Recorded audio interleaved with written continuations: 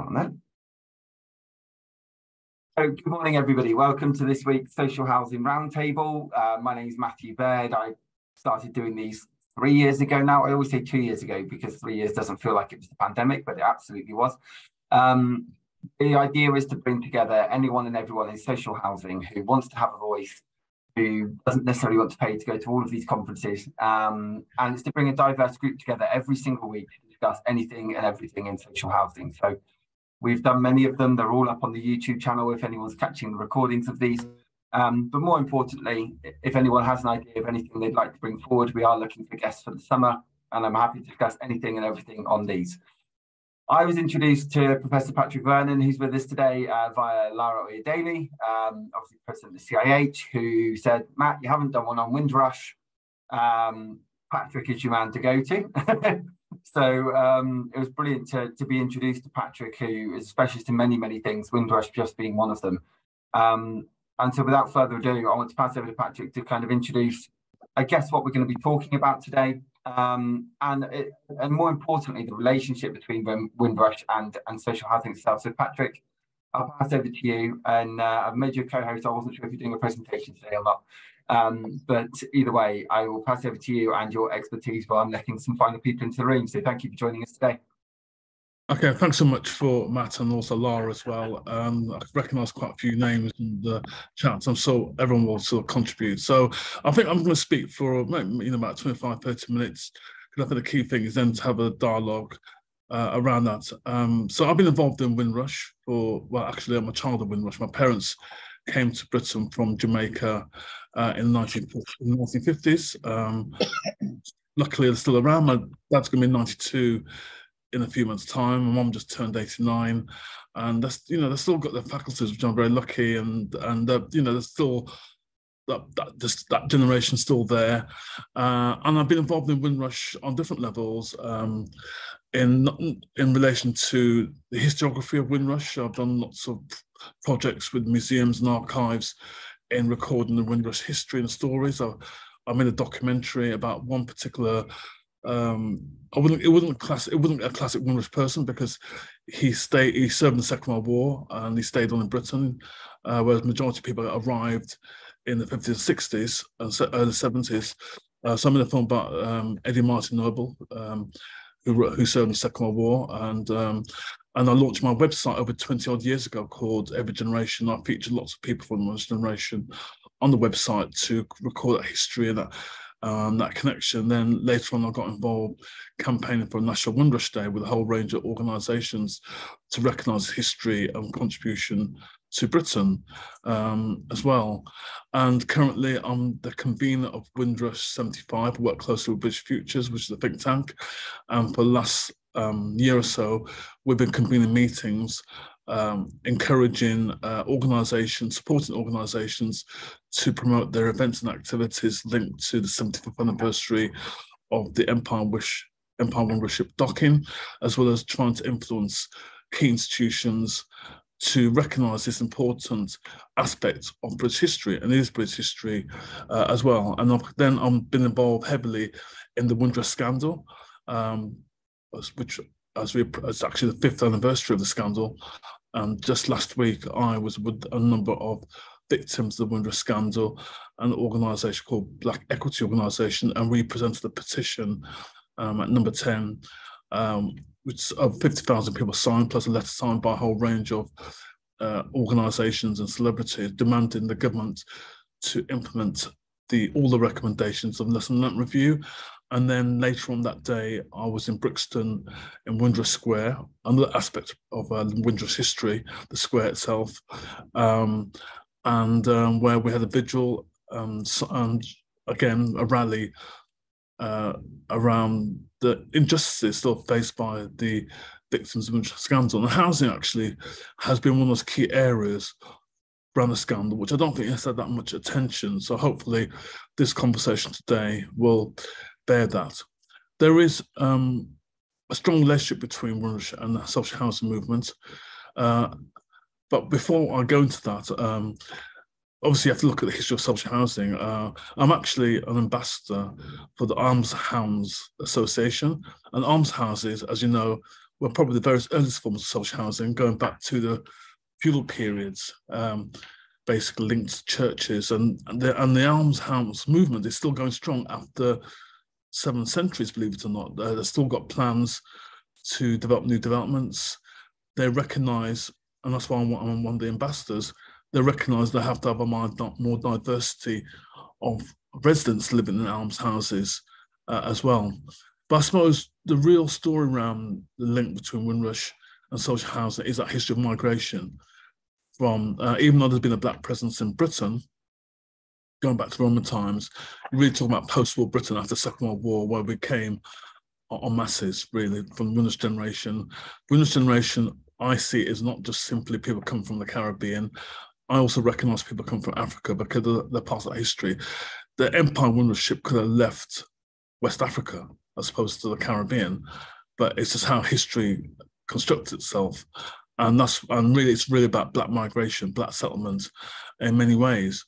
And what people came when they came to Britain in the 1560s, and I remember talking to my dad about this some years ago. I've actually recorded his oral history. And he talked about when he came to Wolverhampton in the late 50s, what was quite common, you got sponsored. So it could be a family member or a friend of the family, and they would sponsor you, i.e. they would either get you a ticket or they would give you some money. And then in return, once you've got a job, once you were settled, then you would either sponsor somebody else to come over or you would pay them back. So, and that was quite a common thing, particularly within the Caribbean community, of that sponsorship, basically. So if someone settled in, Wolverhampton or Manchester or Leeds or Derby, that's where you went. I mean, obviously, the majority of people settled in London South East, but people eventually moved to the Midlands and North, basically, which I think, personally speaking, is a distinctive Windrush experience, living in the Midlands and North, where you regularly had to deal with the National Front and the far right on a regular basis, to be quite. I mean, obviously, it happens in London as well, particularly in South London, like Lewisham, but it was very prominent in your face. In the Midlands and North. So my dad told me the story when he came over. He had to share a house with about 10 guys, and they had a shift system, basically. That was quite common. It's not different today. I mean, if you see the experiences of people from Eastern Europe, very similar, 10 guys living in the house, having the rota system. It's different now. People now living in garden sheds at the bottom of people's gardens, and all kinds of stuff happening because of the housing crisis that we've not really tackled. That's another conversation. And then eventually my dad bought a property.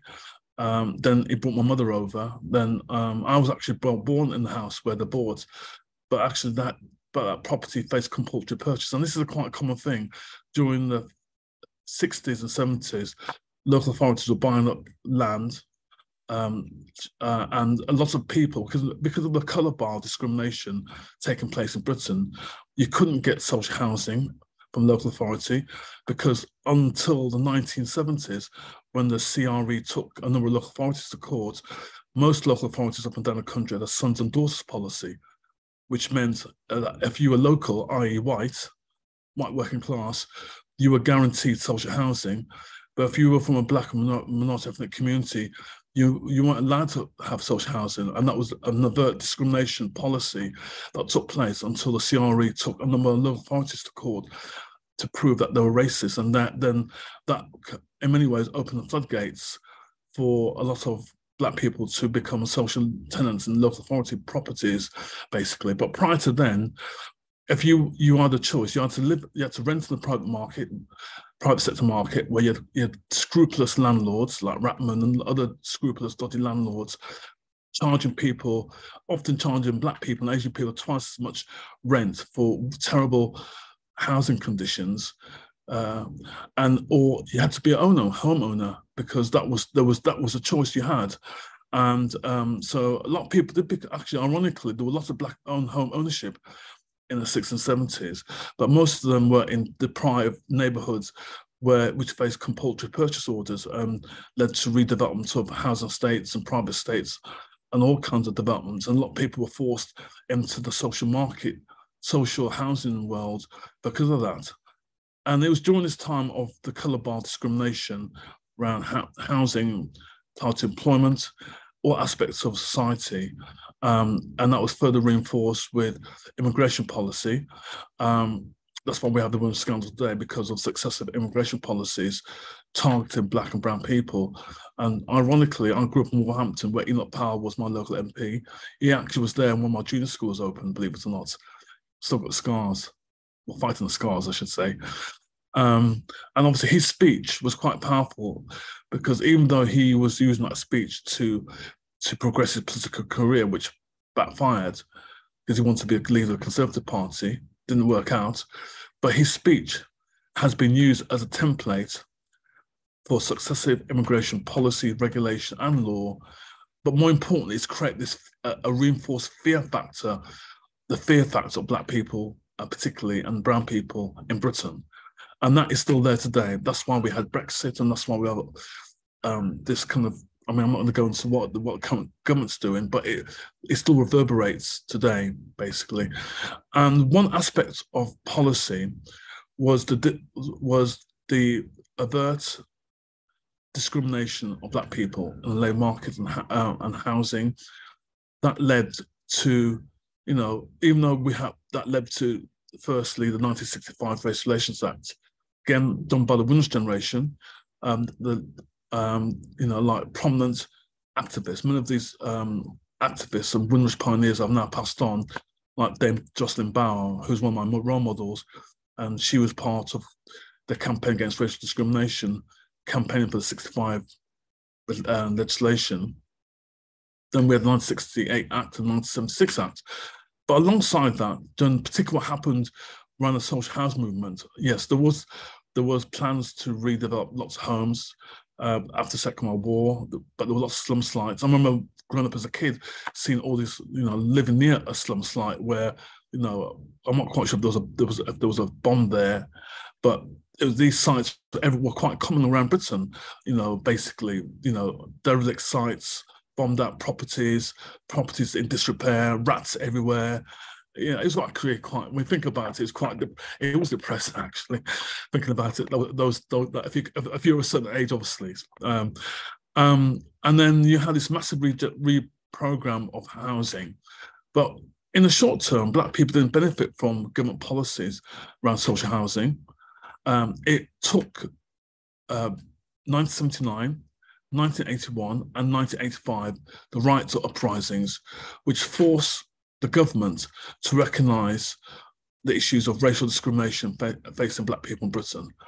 That is when you had the likes of the Housing Corporation, the regulator at the time, then developing for over a 10-year period 2 race equality strategies to support more diverse developments around the Black and brown experience as well. It was during the time in the early 60s and 70s, you had the development of a number of Black-led housing associations, Metropolitan Housing, which was then called the Coloured Association of Housing, that was set up in the sort of 60s, which is now, Metropolitan Housing is now part of G15, very successful housing group, but its roots are cemented within the Windrush generation. But you have lots of housing associations who have now been subsumed by mainstream housing associations. You wouldn't think that they existed. Presentation Housing Association, that got subsumed by Notting Hill. Ujima, which was one of the biggest housing associations at the time, we had a turnover had assets worth of $500 million before its demise. And then that's now been, all these assets have been subsumed by mainstream housing associations. So you wouldn't think, you know, it's almost like they're gone without a trace.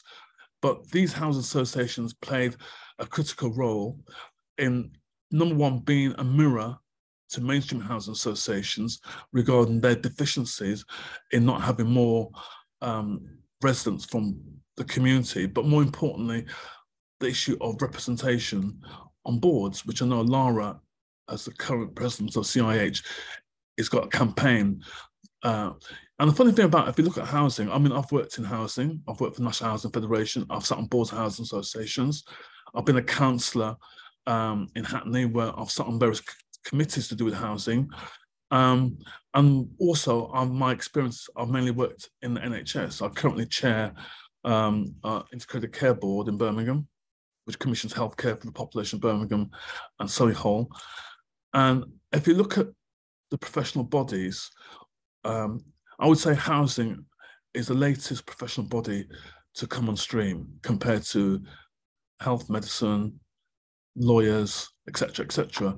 And you'd think with the housing social movement being one of the late organisations coming on stream, particularly in delivering public services or services on behalf of communities, you'd think there would be automatically at least 50% of their boards would be Black minority ethnic, at least 50% of their chief execs or exec directors would be Black and minority ethnic. And it's quite appalling that we've not even reached even 10% of that, which is quite woeful in many ways. Because in many ways, when the housing world was evolving, the Windrush generation played a key role in being that mirror to housing associations, as well as them being Black-led housing associations. And up till around about the 2000s, there were, I think, the maximum peak, there must have been over 100 housing associations, Black minority ethnic housing associations. Today, I couldn't tell you the numbers, might be less than 20, 30. I'm sure people can clarify that on the call today, the actual numbers today. But because of the uprisings in the 80s, the government then had to develop a whole range of regeneration housing strategies on housing policies, ring-fence allocation for housing developments for Black housing and ethnic housing associations, as well as strategies. And there were quite a few Black and Asian influential people working in the housing sector, very prominent during that time, which also played a key role in articulating those experiences.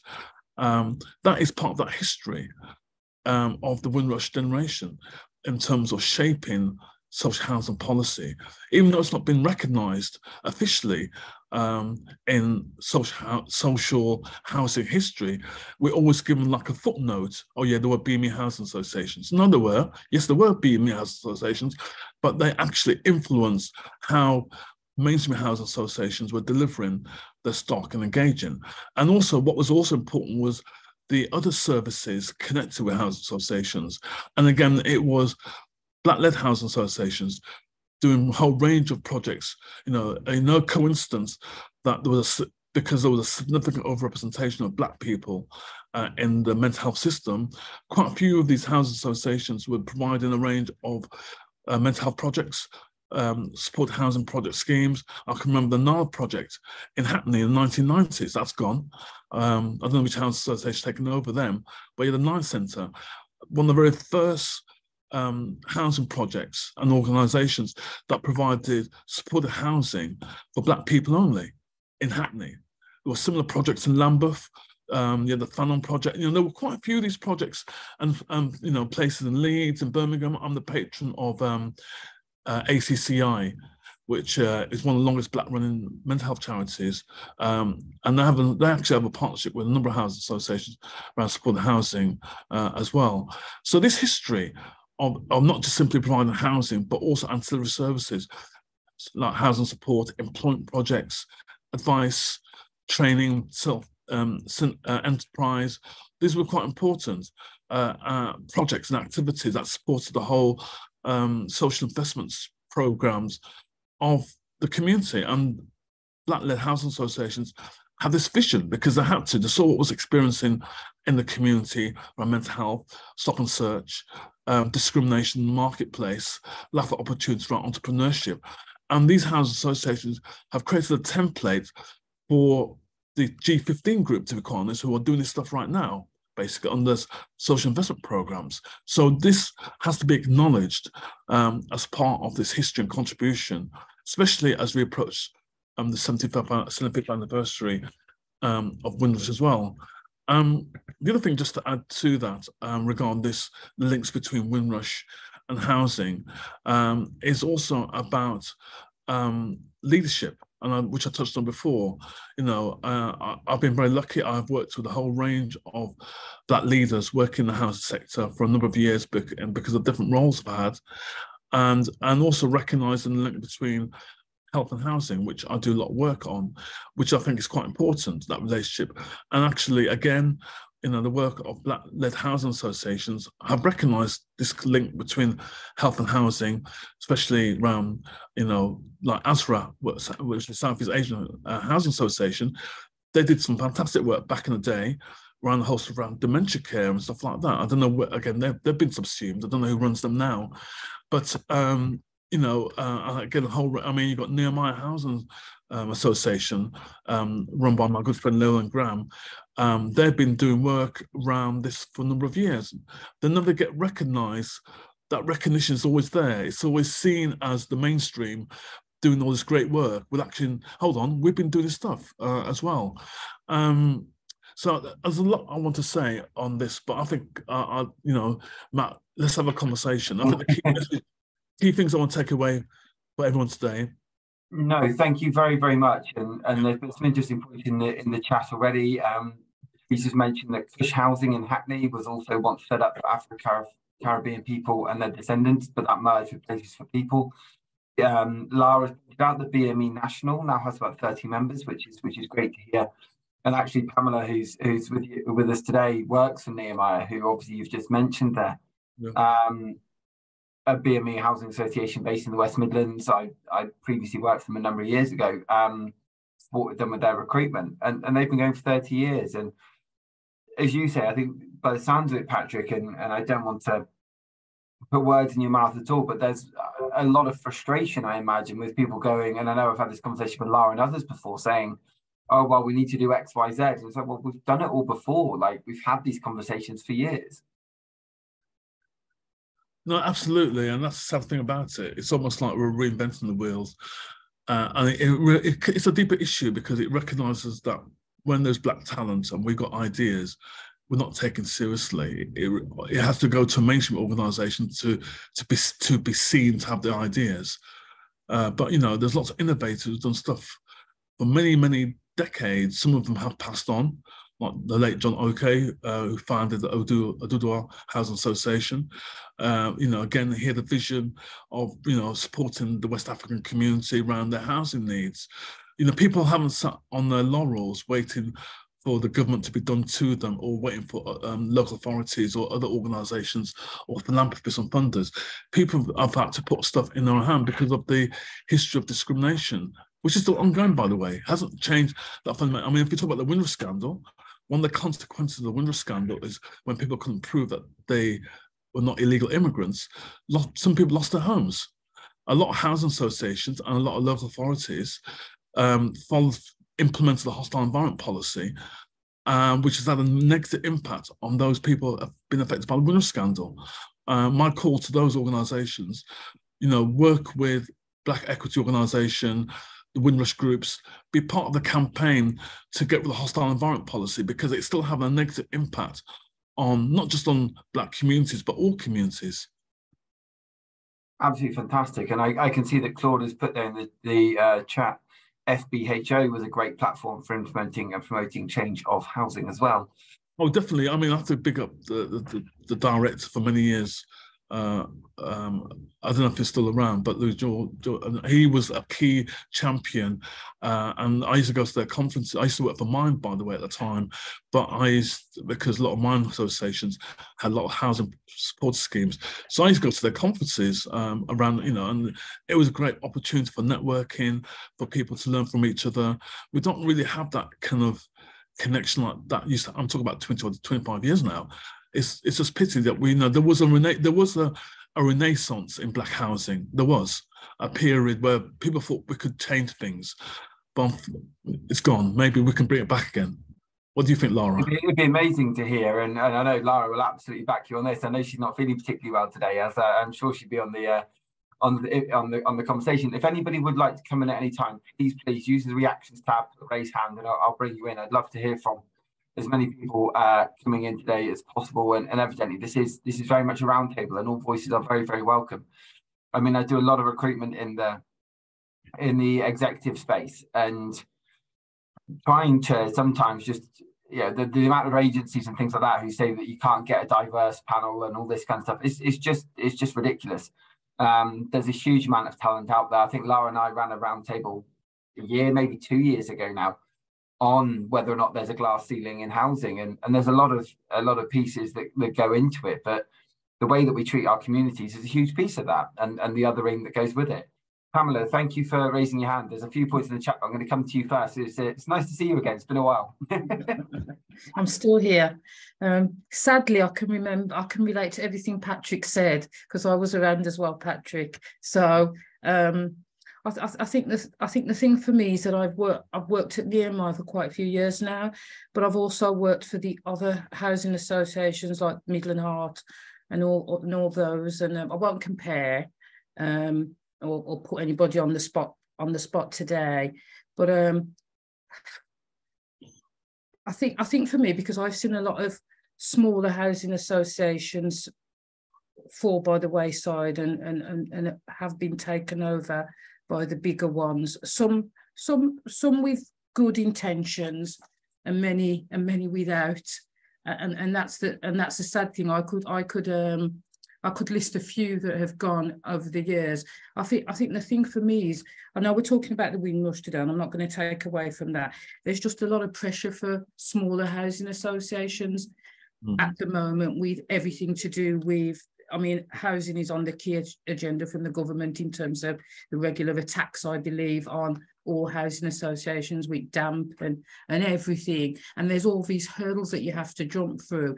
And being part of a small organisation, we do have the expertise, it's that we don't have the capacity. And I think that's where housing associations in the past, Patrick, have fallen down. They've got the expertise, but you know, when the new rules come in, we have to keep up while we're trying to make sure our tenants are supported and have a good service. And when you're part of something that's small, it's more difficult. So the unique selling point is that we know all our tenants, and is that we need to engage. But obviously the regulators, and if there are any regulators today, I'm speaking on behalf of myself and not Nehemiah, it's some of the things that some of the hurdles that you have to jump through, which make you not continue to be, you know, when you said about us having to put challenges up, and I think we need more younger people doing that as well, coming in and wanting to continue the fight. And that's all I want to say, really. I think I might have put my foot in it, but there you go. No, you haven't put your foot in it. And I mean, again, respect to you and everyone, Nehemiah, and all the housing associations. I think you're doing a fantastic. Unfortunately, the current government thinking is they don't recognise black-led housing, not just housing associations, but black-led anything. Basically, that's the problem. I mean, there was a business case that was made successfully in the 80s and 90s up to the early 2000s, that black-led initiatives was just as important as mainstream, but that debate or that business case has been dismantled. I think the Sewell report was part of that process, and we need to make that business case again, I think, which is really important.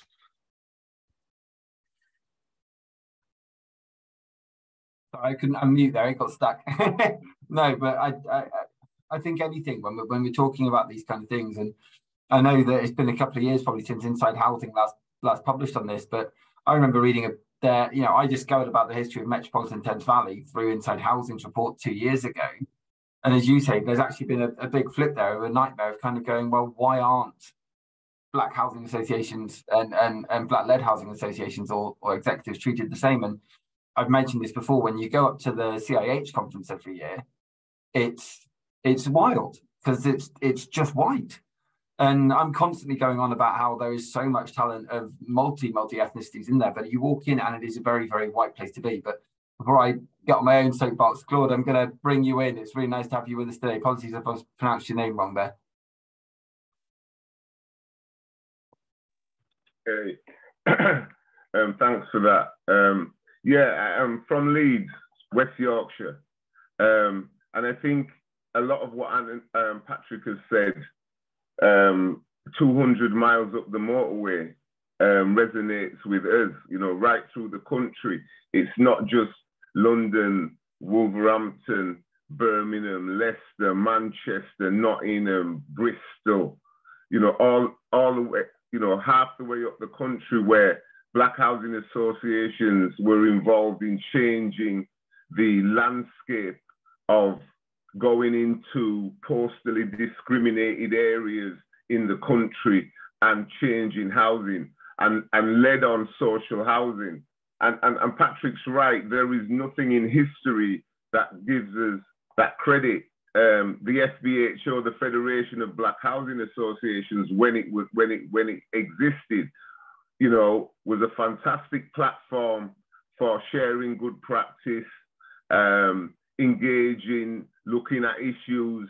And as Patrick said, housing is just the foundation of building a community, of building, you know, your life, you know, and all the other issues that we, as the Black African Caribbean community, had to tackle over the last 70 years around mental health and education and everything else. It all goes on top of housing. You know, housing is the bedrock of the family, you know, and, you know, as Patrick has said, we've contributed on many platforms to the development of this country.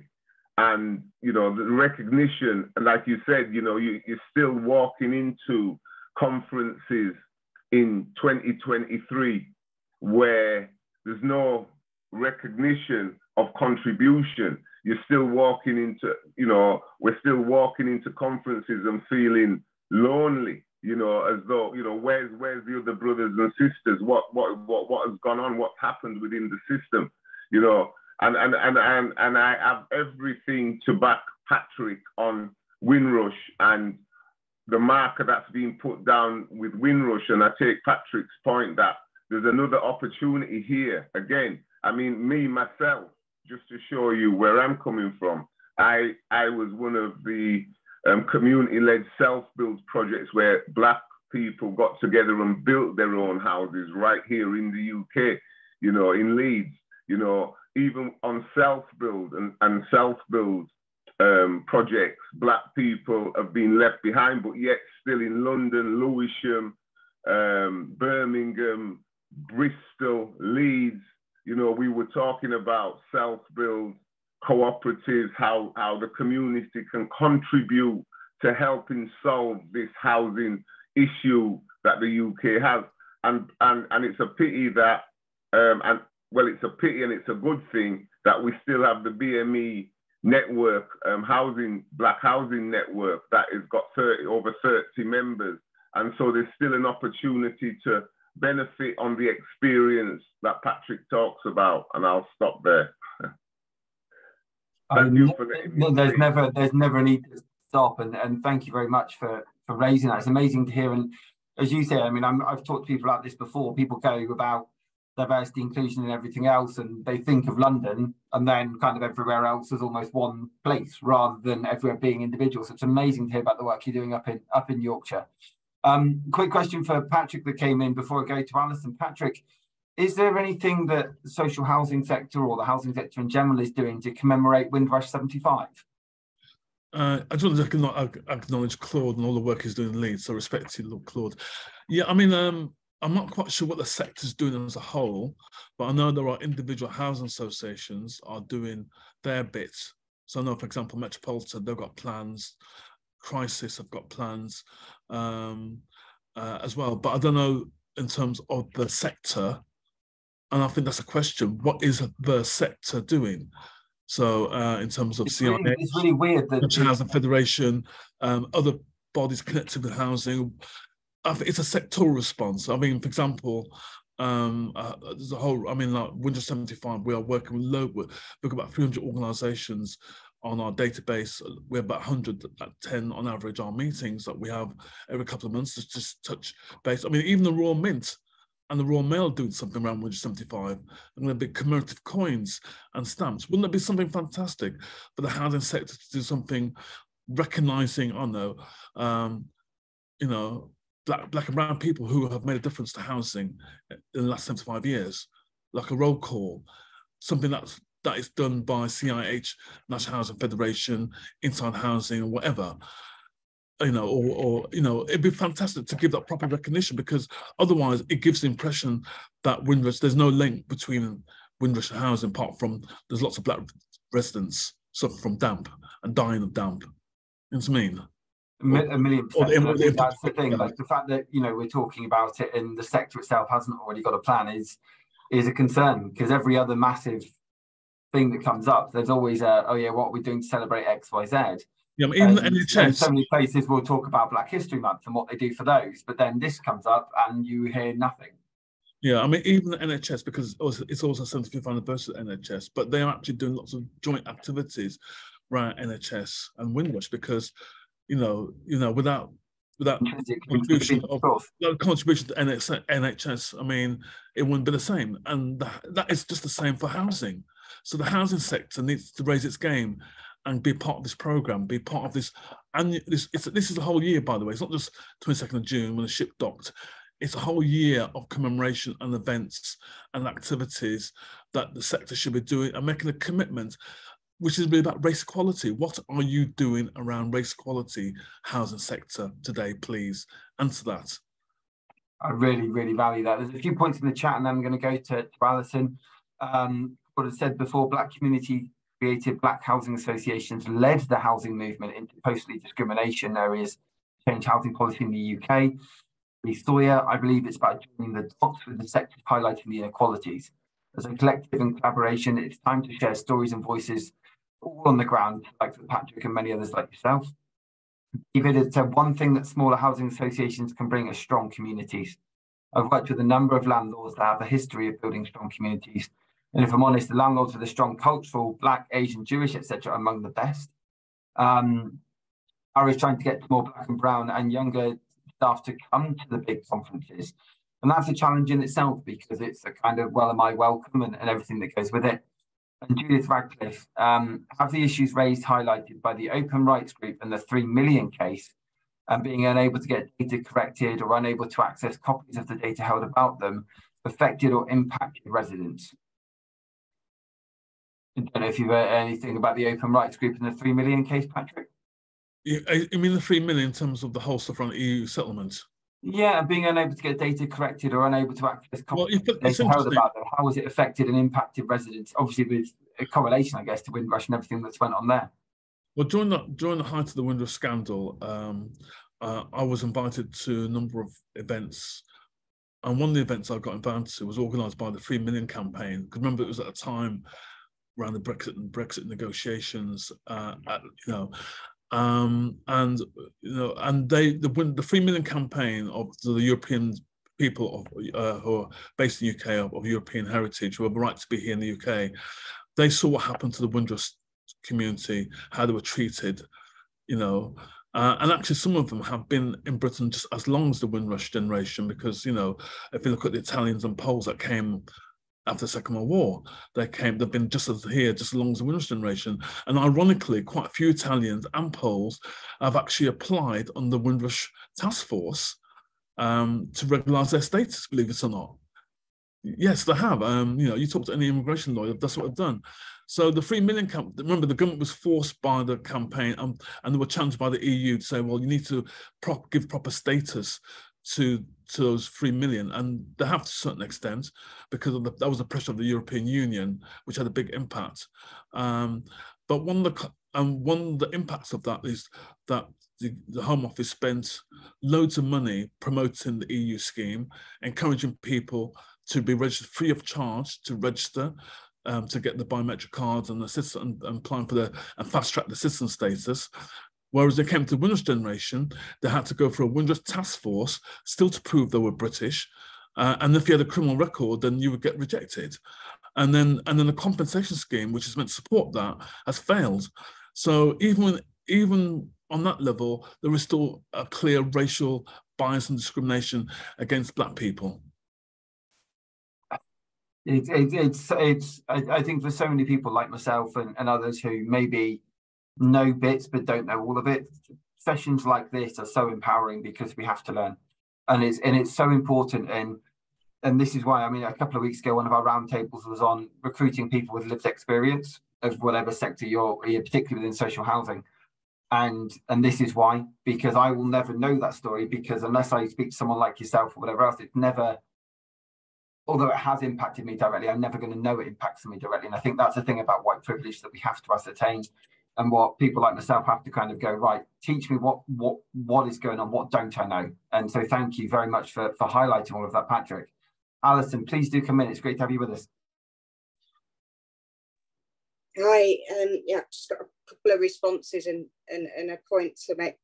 I totally agree with what Pamela was saying about the inspection regime and the smaller housing associations. And I'm back on my small patches are the way to go thing, but we've seen that in all the stuff that's coming out recently, that the benefits of having that kind of localized approach and the management, and yet you're still having to jump through the hoops of some of the more specialist stuff. So I'm not making it right out of sense, but I totally hear what you're saying on that, because, you know, we've seen all the complaints getting lost and all that kind of thing. There's no substitute for knowing your properties and tenants in the community inside out.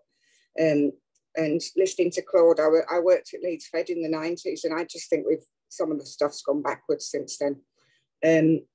So the other point I wanted to make is I'm co-chair with Cordelia Johnny from Stonewater of the Chartered Institute of Housing Member Equality Group. So we're a group of CIH members with lived experience. I'm deaf, by the way, who we try and hold the CIH to account in terms of their equality action plan. We try and influence conference coverage and so on.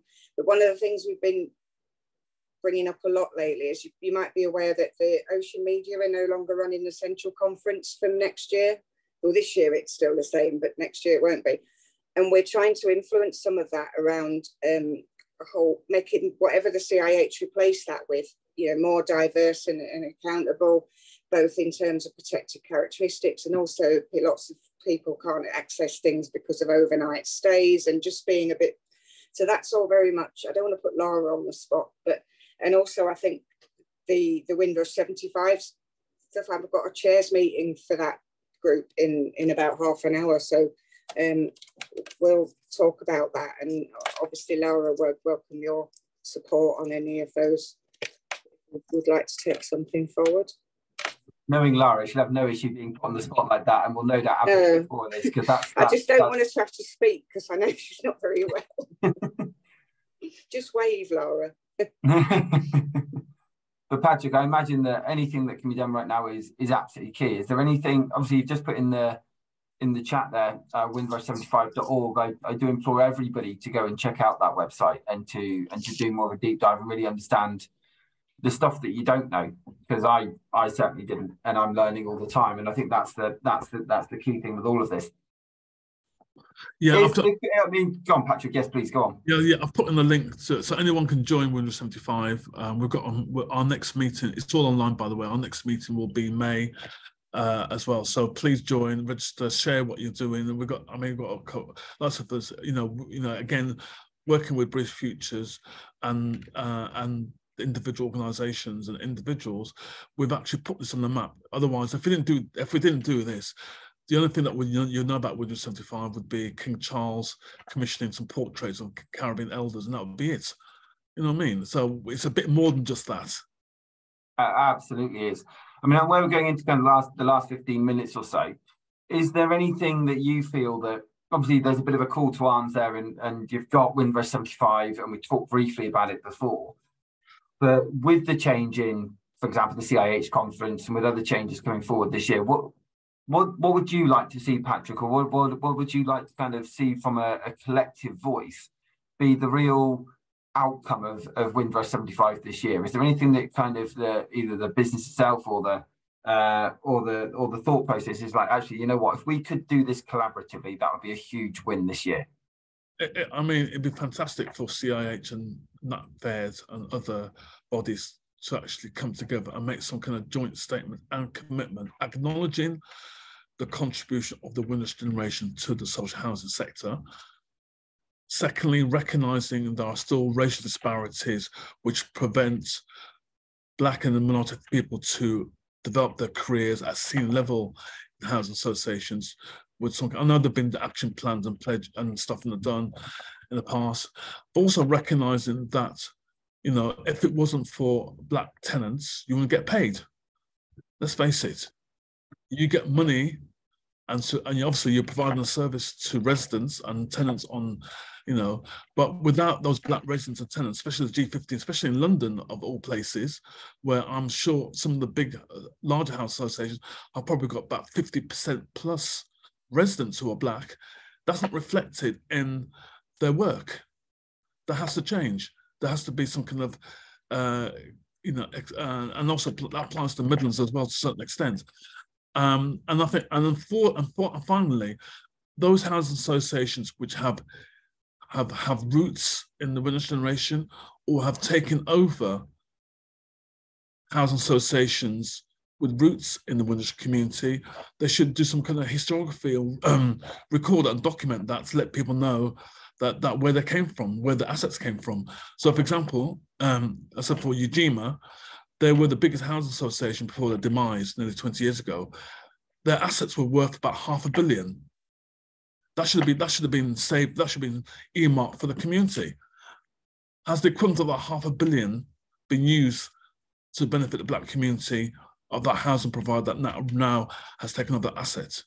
And other similar examples, presentation and others.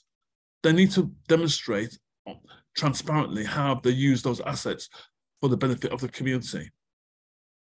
Really, really glad you said that. And I think it's incredibly powerful, and I'd love to see it happen. If there's anything I know that myself and others in this chat can do, we'll be there, and I'll be advocating for it on my own social media as of this afternoon.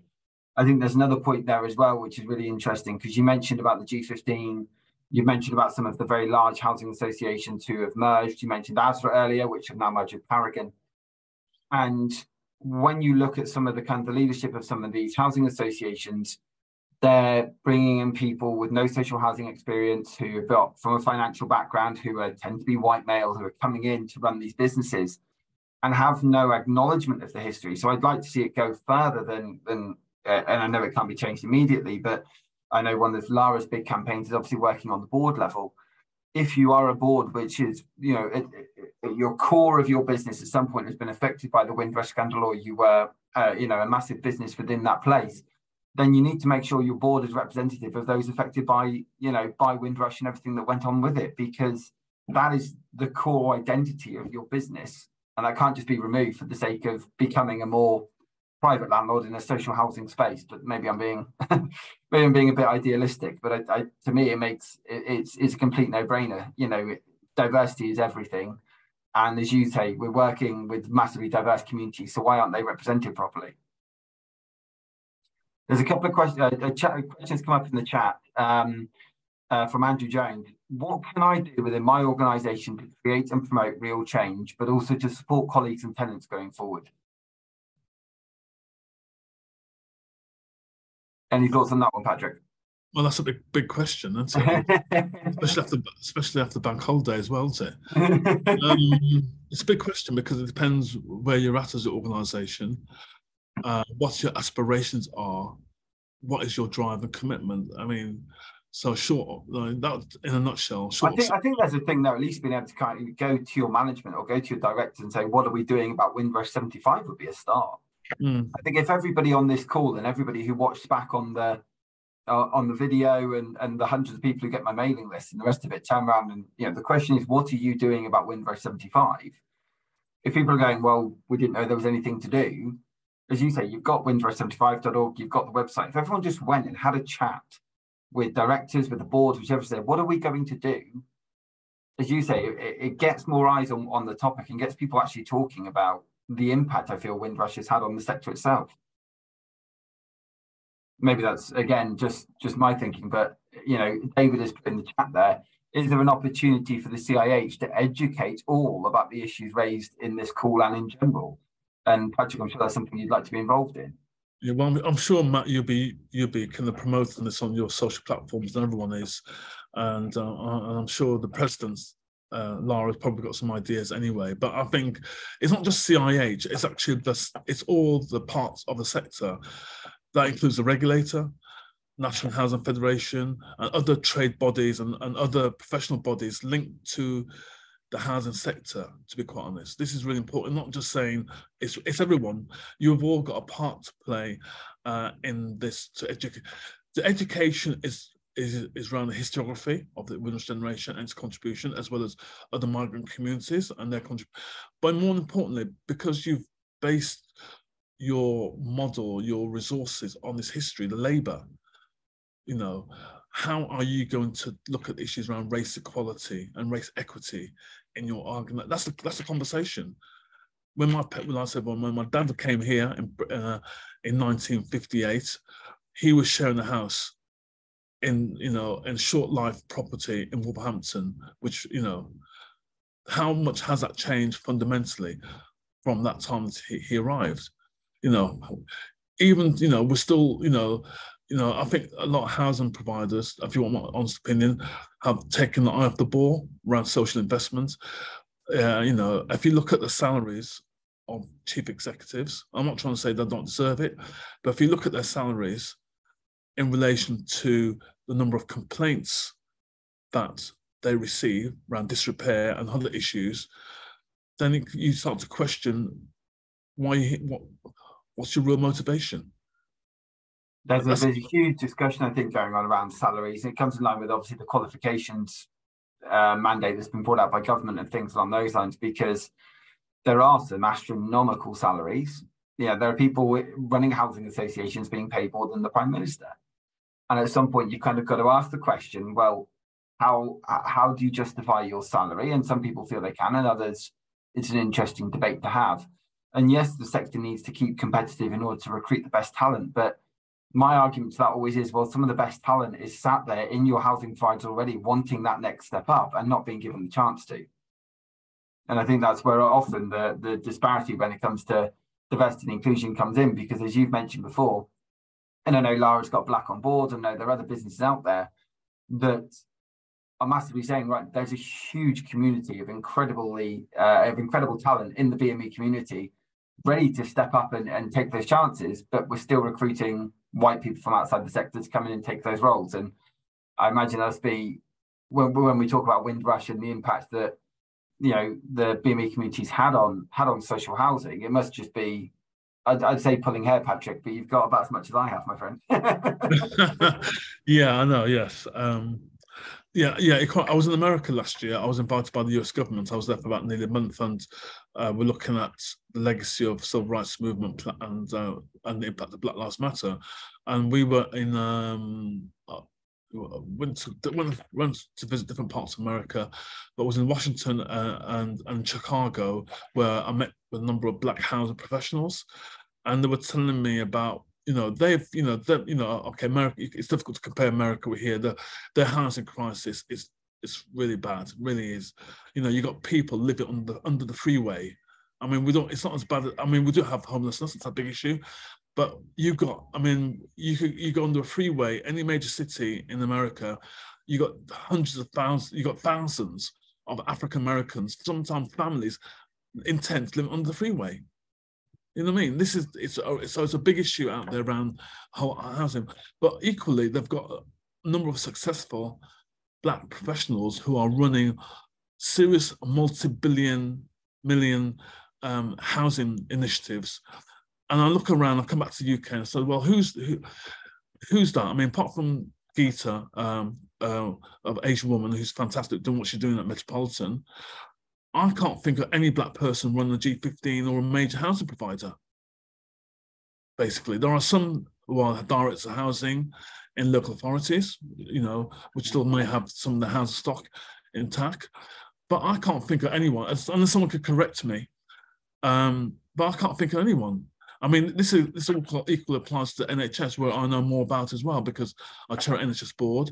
The NHS is just as bad as housing. Actually, it's a bit better, because at least there are opportunities. There's different routes to get into senior management through the NHS, whether it's clinical, non-clinical, basically. And the vast majority of people who do get into senior management positions more or less still have worked in the NHS or social care family. Whereas definitely in the housing world, you're quite right, they're recruiting people completely outside the sector who don't understand that this is about providing housing to people who are the most vulnerable, the most needy, but also with a lot of talent, a lot of nurturing, so they can achieve their aspirations as well, and not just simply just tenants collecting the rents. It's much more than that. I mean, Laura's put in the chat there that she has a new policy idea impacting on salaries from repairs. If a tenant has a repair that's outstanding for over 6 months, they do a house swap with the CEO. And I imagine if something like that came in, the repairs would be done very, very, very swiftly indeed. And Claude has mentioned the Community Land Trust came out of the civil rights movement in the USA. And that probably says an awful lot there. Yeah. Just on, Patrick. I was just going back to Lara's point. I think that's been done before. You know, government ministers and MPs have done that, haven't they? They've slept homelessness for 24 hours to see what it's like, and they go back to their pads and back to Whitehall with their chauffeur-driven cars. So will it have that much impact? I don't know. Well, I mean, it'll be. If they gave the home, I think if you did a full house swap, I think the chief executive, a complete house swap, maybe, yeah. it'd be sorted very swiftly. Patrick, what's the best way for people to get in touch with you? I know you've got windrush75.org. Is that the best way to get in touch with you regarding? I'll put my website there where you can get hold of me, and you can see what I'm up to until my activities, speaking engagements, blogs, and other stuff I do. Absolutely wonderful. PatrickVernon.org. Thank you very, very much for joining today. The hours, as ever, just flown by. I think there's a lot for people to take away there. And I think the important thing is let's just get the conversation, speak to your housing provider, speak to your, anyone that you're working with, supporting with, and just ask, what are you doing about Windrush 75? And if people haven't got anything, say, well, you really need to start, because this is so, so important and the impact it's had. And if you don't know anything about it, come and check out the recording of this, because you will learn and you will learn. Lara, thank you for the introduction. Patrick, thank you so much for coming on today. I really, really appreciate it. This is the Social Housing Roundtable. They are consistently kept free because I work in recruitment. The money I earn from my recruitment business ensures these keep running. So if anyone does need recruitment support, give me a call. Next week is going to be actually related to this, which could be quite interesting. Gemma Smith is coming online to talk about assurance versus reassurance. So deep diving as a board, how much does a board in social housing need to know? And do we actually know enough? Because I know Lara's a big advocate for the 1%, and that will no doubt come out next week as well. But for now, Patrick, thank you so much for joining today. Thank you everybody else who could join, and we'll see you next week. Cheers. Okay, bye. Thank you again, everyone. Thank you.